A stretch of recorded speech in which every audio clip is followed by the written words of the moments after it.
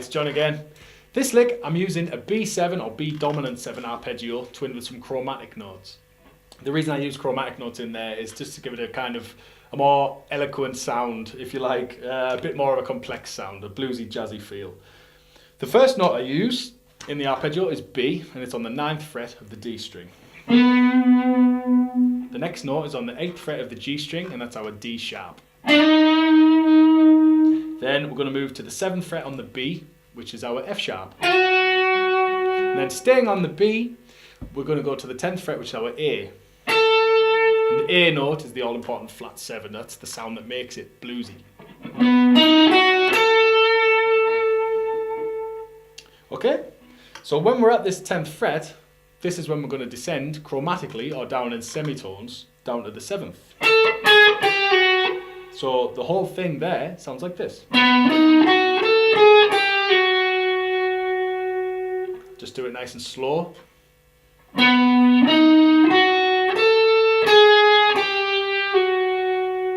Then we're going to go to the E note on the G string. So it sounds like this.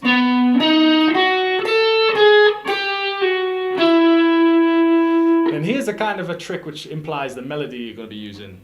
You're going to go to the D, which is it's kind of a flattened third, but we're going to tell it that we're going to go to the major third. So between those, on this string, we're going to kind of go back on ourselves and come back up to this major third.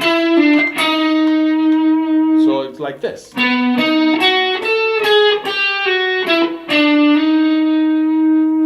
Once again, slow.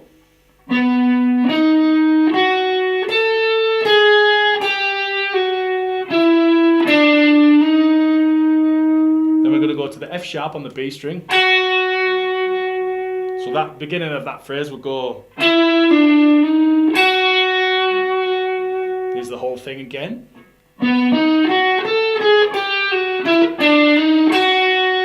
we're going to jump back to the 9th fret on our D string, which is the B note, and we're going to go down chromatically, again, down to the A sharp note, and then onto the E. Back to the minor third, then back onto the major third to finish. So the whole thing goes like this.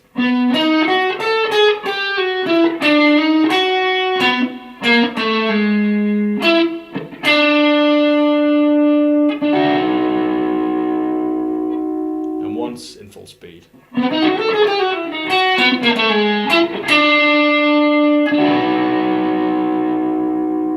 We're going to go to a close-up now and show you how each hand is working independently. Okay, so the key to getting this arpeggio right is the smoothness or the fluidity of the lick.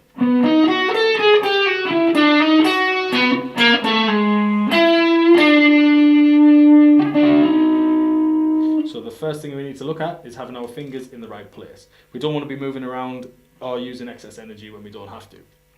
So I'm kind of hovering over the arpeggio, but not pushing things down, but I'm ready to kind of execute it when it's there. Then with my little finger being on the 10th fret, I'm ready to hit this chromatic sequence with my ring finger. So that goes like this.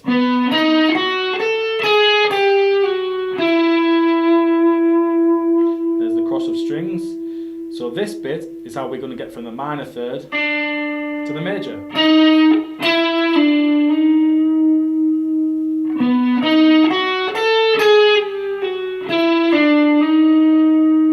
Then we're going to use the first finger to go back to the B note, or the B string, sorry, or the F sharp note, so it's going to go like this.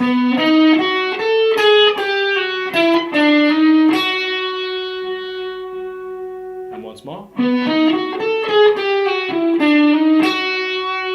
We're going to be jumping from our B string, the F sharp note, as we decided, down to the D string to our B note. Ready for the second chromatic sequence. Down to the G sharp. So that the whole thing goes. Then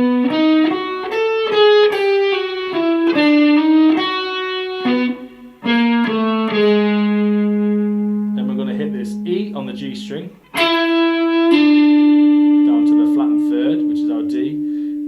finish it with the major, which highlights the B chord. And if we're going to make it B7, so the whole thing goes like this.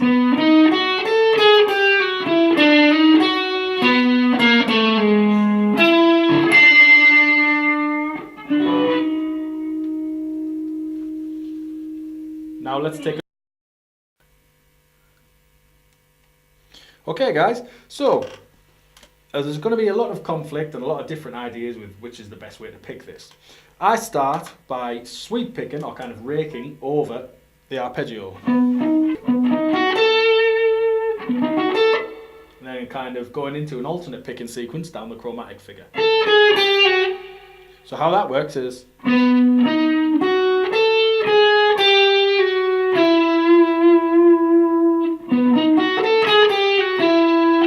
kind of sticking with the alternate picking until I have to change strings, when I'll use 2 up picks or 2 down.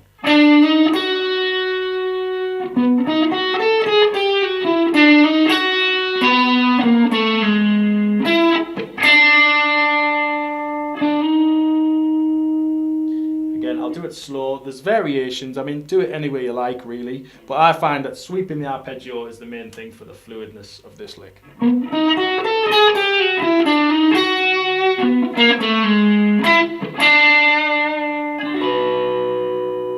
For the guys who've noticed I'm kind of muting some notes or just playing a kind of pick script, what I do there, it's just to emphasise the beat.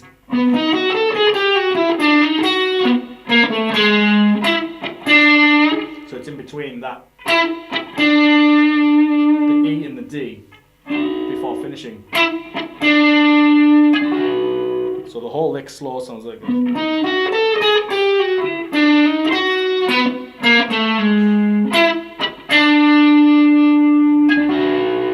It just gives it kind of a rhythmic feel. So let's have it one more time.